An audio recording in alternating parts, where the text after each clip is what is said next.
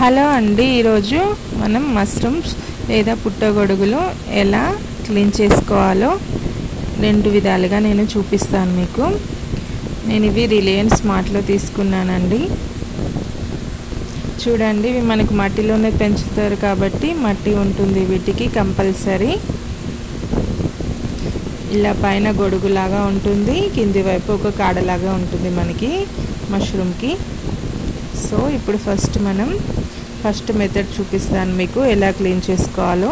మీకు ఏది నచ్చితే అది ఫాలో చేసేసేయండి. ముందుగా మష్రూమ్ తీసుకొని ఇది కాడ తీసేయాలండి. తీసేసి స్కిన్ అనేది పైకి లాగితే చాలా ఈజీగా వచ్చేస్తుంది మనకి. ఊరికే లాగుతూ ఉంటే వచ్చేస్తుంది.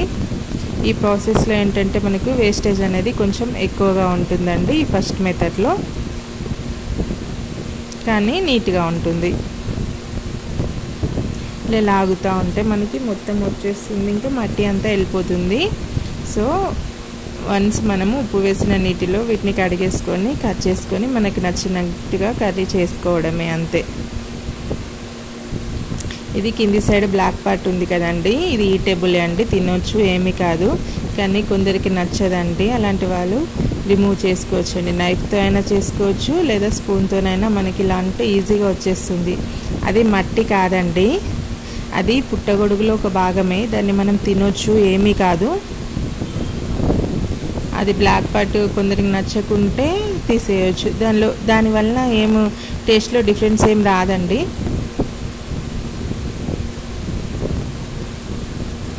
ఇలా మొత్తం క్లీన్ చేసేసుకొని వాటర్లో కడిగేసుకొని కర్రీ చేసుకోవడమే మనము.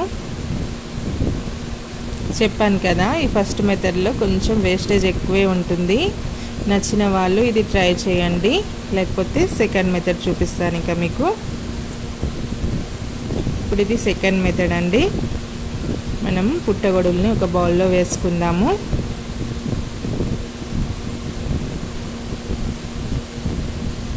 ఇప్పుడు ఏదైనా ఫ్లోర్ తీసుకోవచ్చు, కొంచెం బరకగా ఉంది తీసుకుంటే మనకి మట్టి అనేది త్వరగా రిమూవ్ అవుతుందండి. నేను ఇక్కడ బియ్యపిండి తీసుకున్నాను.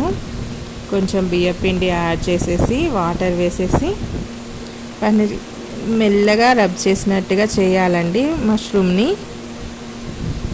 బాగా గట్టిగా రుద్దకూడదండి, అవి డ్యామేజ్ అవుతాయి. సో పైన ఇలా రుద్దుతూ క్లీన్ చేసుకోవాలన్నమాట. మొత్తం ఈజీగా మనకు మట్టి అనేది రిమూవ్ అయిపోతుంది. ఇది సెకండ్ మెథడ్ అండి. బ్లాక్ దాన్ని కూడా కొంచెం కడిగేసేయాలి మనము. ఇలా మొత్తం పిండితో రబ్ చేస్తూ క్లీన్గా కడిగిన తర్వాత నెక్స్ట్ మనము శుభ్రమైన వాటర్ తీసుకొని ఒకసారి కడిగేసుకొని కర్రీ చేసేసుకోవడమే అండి.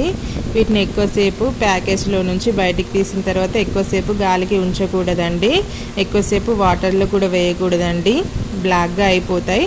అండ్ వాటర్ పీల్చుకొని కర్రీ అనేది అస్సలు టేస్ట్గా ఉండదండి. ఎక్కువసేపు వాటర్లో ఉంచొద్దు, అలాగే ఎక్కువసేపు గాలికి బయట ఉంచొద్దండి. వీటిని టకటక మనము చేసేసుకోవాలి క్లీన్. చూసారా ఎంత మట్టి వచ్చిందో మనకు బియ్యపిండి వాటర్లో, క్లియర్గా కనిపిస్తుంది కదా, చాలా డస్ట్ ఉండింది. ఇప్పుడు మనము ఈ క్లీన్ వాటర్లో కొంచెం సాల్ట్ వేసుకొని క్లీన్ చేసుకున్న మష్రూమ్ని మళ్ళీ ఒకసారి కడిగేసుకుందాం. ఆ తర్వాత ఇంకా కట్ చేసుకొని కర్రీ చేసుకోవడమే. అది చూసారా, కొంచెం సేపు ఎక్కువసేపు బయట ఉండేసరికి బ్లాక్గా అయిపోయాయి కాడలు అనేవి. ఇంకా కొంచెంసేపు ఉంచితే పుట్టగొడుగు పై భాగం కూడా బ్లాక్ అయిపోతుంది మనకు.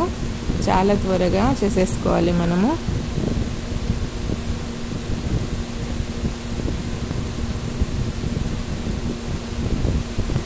ఇప్పుడు ఎలా కట్ చేసుకోవాలో చూద్దాం. ఇలా కొంచెం కట్ చేయాలండి ముందుది కాడ భాగం.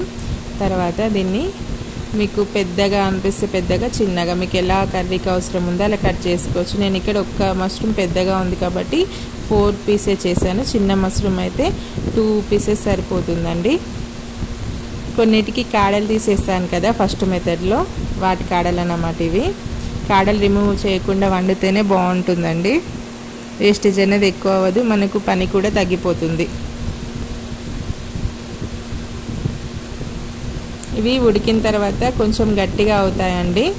ఇప్పుడు మనం చిన్నగా కట్ చేసాం కదా, ఇంకా కర్రీలో తుక్కు తుక్కు అవుతాయి అనే డౌట్ మీకు అవసరం లేదు. ఇవి కర్రీలో వేసాక ఇంకా స్టిఫ్ అయిపోయి గట్టిగా అయిపోతాయండి. బాగుంటుంది కర్రీ, చాలా బాగుంటుంది. ట్రై చేయండి. చాలా న్యూట్రియంట్స్ ఉంటాయండి మనకి మష్రూమ్లో. నేను కూడా ఫస్ట్ టైం ట్రై చేసినప్పుడు ఎలా ఉంటుందో అనుకున్నాను, కానీ బాగుంది.